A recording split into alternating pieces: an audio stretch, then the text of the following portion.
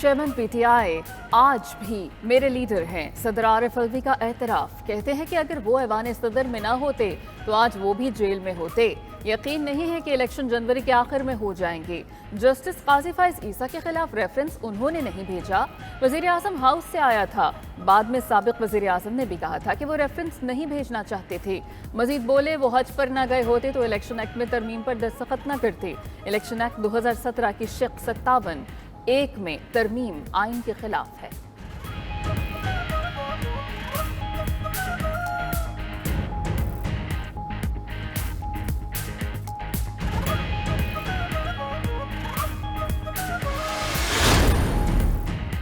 انتخابات اور فیض آباد دھرنا کیسز سماعت کے لیے مقرر۔ سپریم کورٹ میں 90 دن میں انتخابات کے متعلق کیس کی سماعت 2 نومبر کو ہوگی۔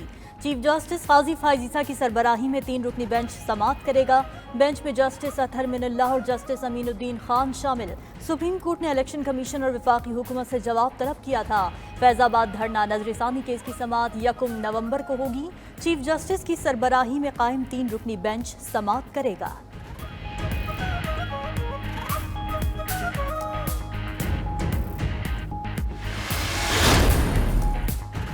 آئندہ عام انتخابات کی تیاریوں میں تیزی۔ الیکشن کمیشن نے انتخابات کے مشاہدے کے لیے عالمی مبصرین کو دعوت نامے بھجوا دیے۔ غیر ملکی مبصرین کو سیکیورٹی کلیئرنس کے بعد ایکریڈیشنز جاری ہوں گے۔ الیکشن کمیشن کے اعلامیے کے مطابق انتخابات کی شفافیت پر یقین رکھتے ہیں۔ غیر ملکی مبصرین انتخابی بہتری کی تجاویز دے سکتے ہیں۔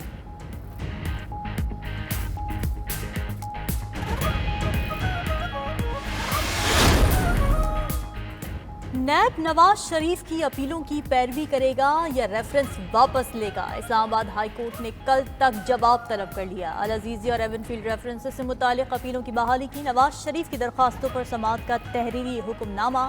ہائی کورٹ نے درخواستیں قابل سماعت ہونے سے متعلق دلائل طلب کیے۔ سماعت کل پھر ہوگی۔ دوسری جانب نواز شریف کی سزا معطلی درخواست کی منظوری۔ پنجاب حکومت نے تفصیلات جاری کر دیں۔ درخواست پر نگراں کابینہ نے وزراء کی کمیٹی بنائی۔ کمیٹی نے نواز شریف کی سزا معطل کرنے کی سفارش کی۔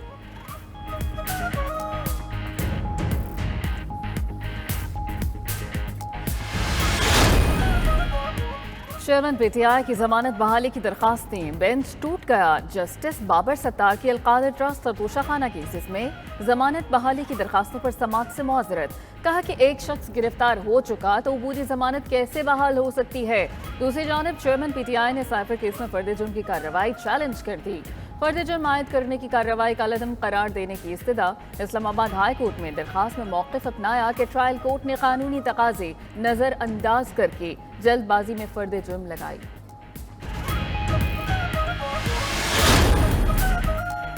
چیئرمین پی ٹی آئی سے وکیل شیر افضل مروت کی ملاقات۔ سائفر کیس میں فرد جرم کے بعد کی صورتحال پر بات چیت کی گئی۔ دوسری جانب خصوصی عدالت کے جج سے وکیل نعیم حیدر پنجوتا کا مکالمہ۔ جج ابو الحسنات نے کہا سیل کی دیوار توڑوا دی، کیا کمرہ بھی توڑوا دوں؟ وکیل نے شکوہ کیا عدالت کے احکامات پر عمل درآمد نہیں ہوتا، وکلاء کو چیئرمین پی ٹی آئی سے نہیں ملنے دیا جاتا۔ جج نے کہا جیل مینول کے مطابق معاملات چلتے ہیں۔ جج کی سپرنٹینڈنٹ جیل کو چیئرمین پی ٹی آئی سے وکلاء کی ملاقات سے متعلق ہدایات جاری۔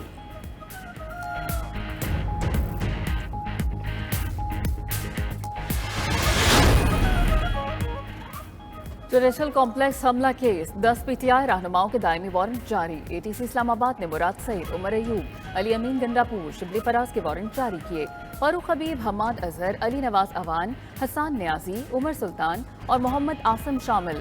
طلبی کے باوجود مسلسل غیر حاضری پر دائمی وارنٹ گرفتاری جاری کیے گئے۔ دوسری جانب زلفی بخاری کے ریڈ وارنٹ جاری کرنے کی منظوری۔ وزارت داخلہ کی ٹی جی ایف آئی اے کو انٹرپول کو خط لکھنے کی ہدایت۔ زلفی بخاری اسلام آباد پولیس کو ایک مقدمے میں مطلوب۔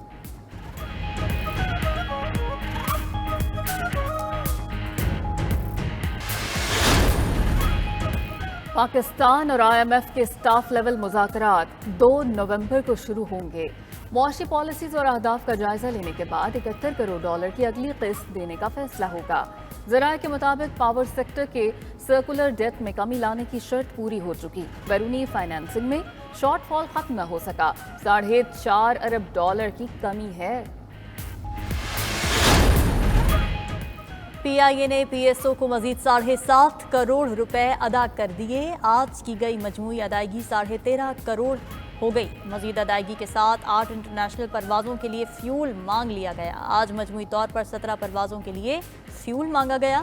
ایندھن نہ ملنے سے پی آئی اے کی مزید 49 پروازیں منسوخ ہوئیں۔ 16 روز میں 350 فلائٹس منسوخ، 8 ارب کا نقصان ہو چکا۔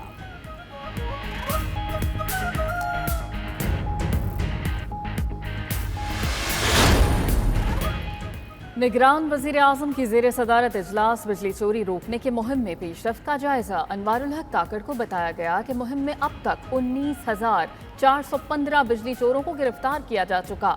ستمبر سے اب تک بجلی چوروں کے خلاف 39,836 FIRs درج کی گئیں۔ بجلی چوری میں ملوث 189 افسروں کو معطل کیا جا چکا۔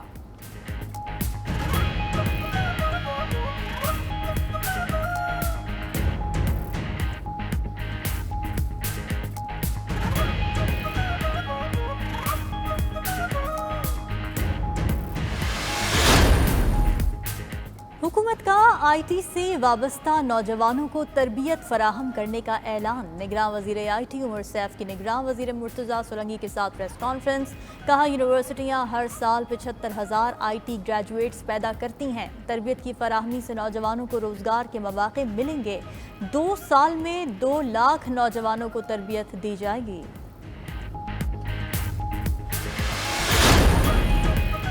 پوری کابینہ محنت کے ساتھ کام کر رہی ہے، کوئی 1 روپے کا بھی روادار نہیں۔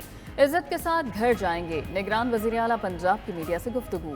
محسن نقوی نے لاہور میں جدید بایو گیس پلانٹ کا افتتاح کر دیا۔ جانوروں کے فضلے سے یومیہ 1600 کلو گرام بایو گیس بنے گی۔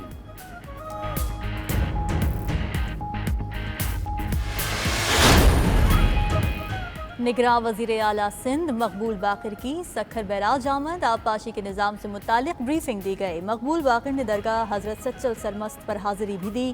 کہتے ہیں پیٹرول اور ڈالر کی قیمتوں میں کمی آئی، عوام کو ریلیف کے لیے کوشاں ہیں۔ پولیس پروموشن کے حوالے سے بریفنگ لے کر عمل کرایا جائے گا۔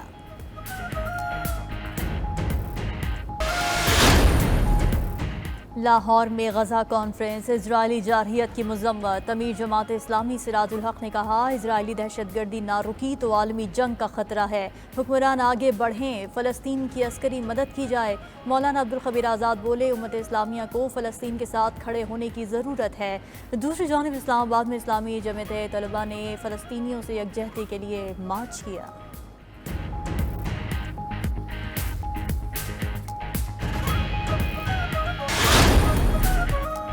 پاکستانی اوپنر فخر زمان کا ورلڈ کپ میں اگلا میچ کھیلنا تاحال یقینی نہیں ہوا۔ فخر زمان گھٹنے کی انجری سے تیزی سے صحت یاب ہونے لگے۔